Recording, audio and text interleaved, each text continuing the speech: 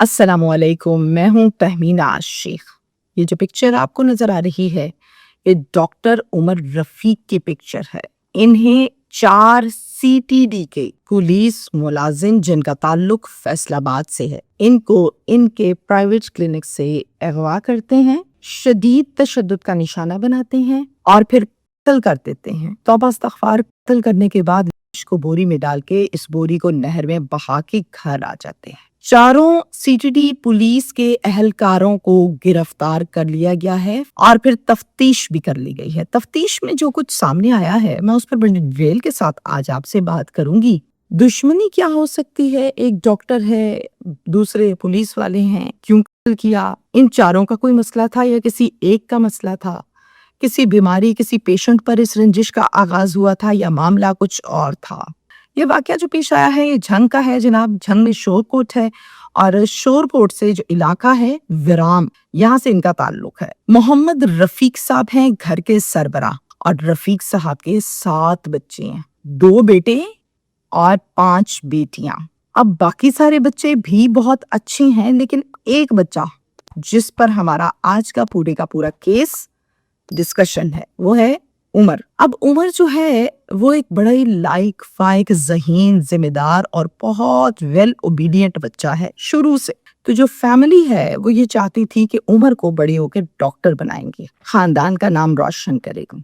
आपको पता है इस बात का कि आजकल माशरे में जो हालात वाकयात हैं, आजकल से मुराद है कि पिछले 5 साल 10 सालों से कह लीजिए, तो डॉक्टर बनाने के लिए अच्छा खासा पैसा चाहिए। मिडिल क्लास फैमिली वाले बच्चों को डॉक्टर नहीं बना सकते। अब कभी हुआ करता था ऐसा, लेकिन अब नहीं है।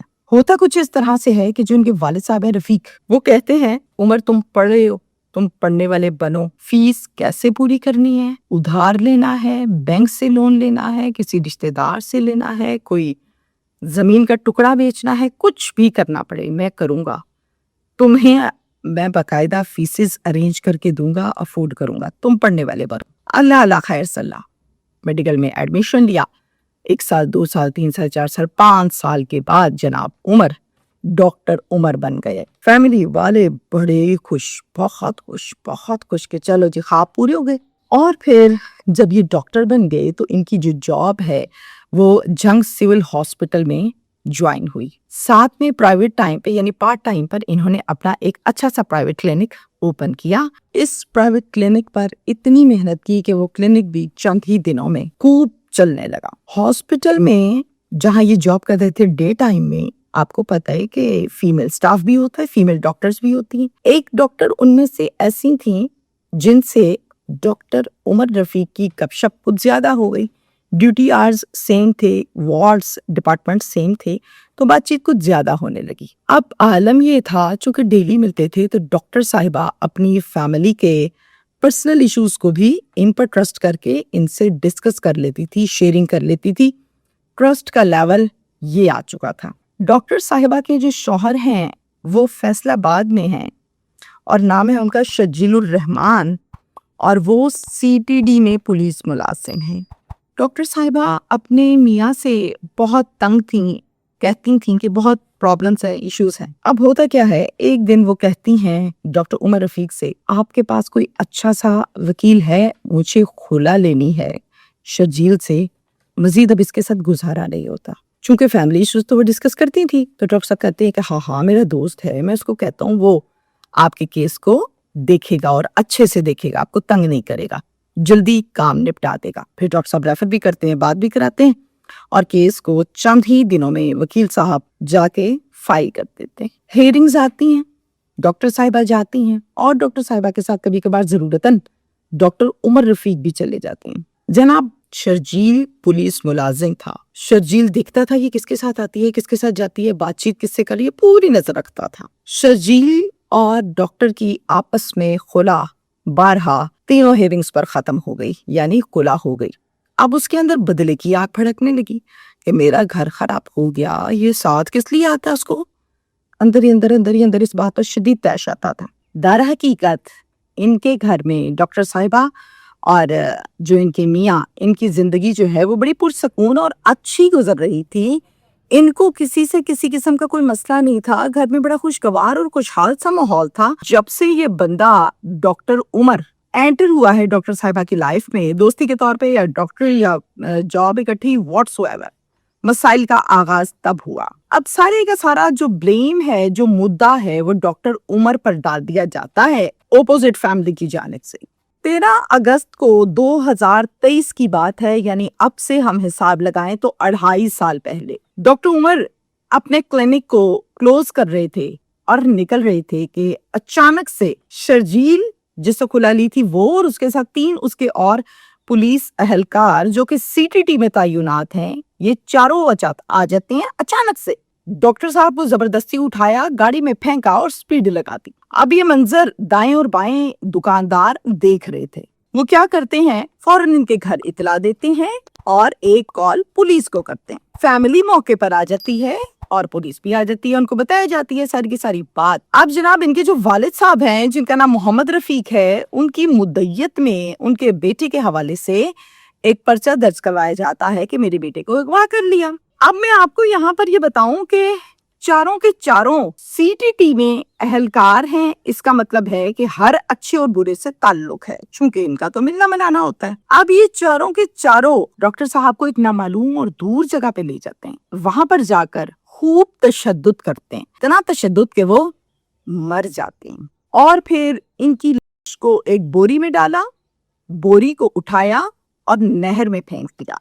नहर का नाम है जनाब नहर पुल हेड वाली, बड़ी नहर है, बहादी बोरी। एफआईआर तो दर्ज हो चुकी थी, लेकिन फैमिली का कहना है कि पुलिस की तरफ से कोई हिलजुल, कोई काम, कोई अपडेट, कोई केस के हवाले से पेशरफ्त नहीं आ रही थी। दूसरी तरफ डॉक्टर साहब के जो कुलीग्स डॉक्टर्स हैं, स्टाफ है हॉस्पिटल का, उन्होंने हड़ताल कर दी। अब हड़ताल जब होती है तो फिर काफी आगे तक खबरें जाती। ये खबर भी गई डीपीओ साहब तक उस टाइम पर जो थे, उन्होंने इस पर एक्शन लिया और फिर मुतल्लिका पुलिस को थाने को बुला के कहा भाई केस पे काम करो, रिपोर्ट पेश करो। पुलिस ने काम का आगाज फिर शुरू किया। तमाम सोर्सेस का इस्तेमाल करते हुए मुल्जिम शर्जील इसको गिरफ्तार किया और आड़े हाथों तफ्तीश का आगाज किया। तफ्तीश में इसने इकबाल जुर्म भी किया और अपने बाकी 3 साथी अहलकारों का जो कि इस केस में इसके साथ थे नाम भी बताया। पुलिस ने उन तीनों पर मुख्तलिफ अहलकार गए, टीम्स गईं, रेड्स की और वो तीनों भी पकड़े और ले आए थाने।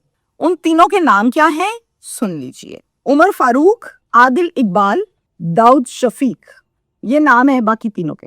अब चारों अहलकार तो हो गए गिरफ्तार।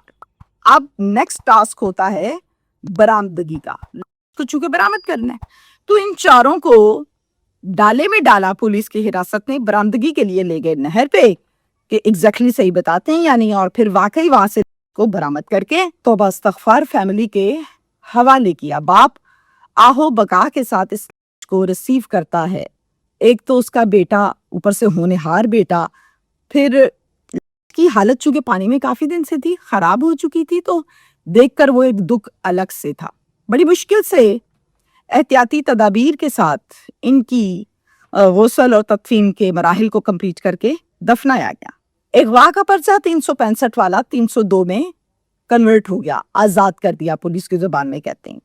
और फिर इनसे तफ्तीश भी हो गई थी, भी निकल आई, तो चलो जी जाओ, अब जुडिशियल कर दिया गया। अब अदालती ट्रायल का आगाज हो गया और फिर इसी ट्रायल के दौरान 12 मरतबा दरखास्तें जमानत के लिए जमा कराई गईं, लेकिन हर मरतबा मोहतरम अदालत इन जमानतों की दरखास्तों को रिजेक्ट करती रही। 2.5 साल तक केस चलता रहा और ट्रायल हो रहा है और ये जेल में है। फैमिली का कहना है कि 2023 और अब 2026 चल रहे हैं, 3 साल हो चुके हैं हुए केस लगे हुए, आज तक ना कोई फैसला हो सका और ना हमें इंसाफ मिल सका। और अब इंतहाई तकलीफ दे बात यह है, फैमिली का कहना है कि मुल्जिमान की जो जमानत की दरखास्त थी अब की मर्तबा मंजूर हुई है और वो जमानत पर जेल से बाहर आ गए हैं और हमें धमकियां लगाते हैं, कहते हैं इस केस को वापस लो, कहते हैं सुलह करो, अगर नहीं करोगे, एक बेटा मार दिया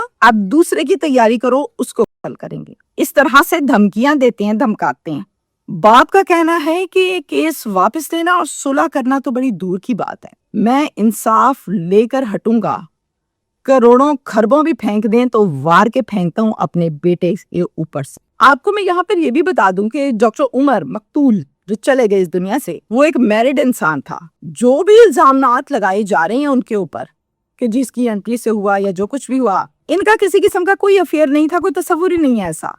یہ باتیں بے بنیاد ہیں، یہ فیملی کا کہنا ہے. سہیل ظفر چٹھا صاحب جو کہ سی سی ڈی کے ہیں، ان کو درخواست جمع کرائی ہے فیملی نے، اور یہ کہتے ہیں کہ ہم بڑے پریشان ہیں، ہمیں کی دھمکیاں دیتے ہیں، مہربانی کریں اور اس کیس کو ہینڈل کریں اپنے طور پہ. چونکہ یہ لوگ پولیس میں اہلکار ہیں، نوکری کی ہے، تو ان کے کرمنلز، نیگیٹو لوگ، ان تمام لوگوں سے بڑے تعلقات ہیں اور ہمیں ڈر لگتا ہے کہ ہمیں مار نہ دیں، ہماری مدد کی جائے، یہ کہنا ہے فیملی کا. انتہائی افسوس اور دکھ کے ساتھ میں یہ بات کہہ رہی ہوں، ایسے پولیس اہلکاروں کی وجہ سے اچھی اور باقی ڈپارٹمنٹ کی بے عزتی ہوتی ہے، تو جن کی وجہ سے ہوتی ہے ان کو آڑے ہاتھ کیوں نہیں لیا جاتا؟ میں مانتی ہوں آپ لوگوں نے گرفتاریاں اور سب کچھ کیا ہے، کوئی تو راہ ہوگا. ایسا تو نہیں ہے کہ جنگل میں بیٹھے ہیں ہم. کوئی نیک بندہ آگے ہو کے کوئی اس کیس کو دیکھ لے جہاں اس نے اگلے 4 سالوں میں حل ہونا جلدی ہو جائے. Thank you.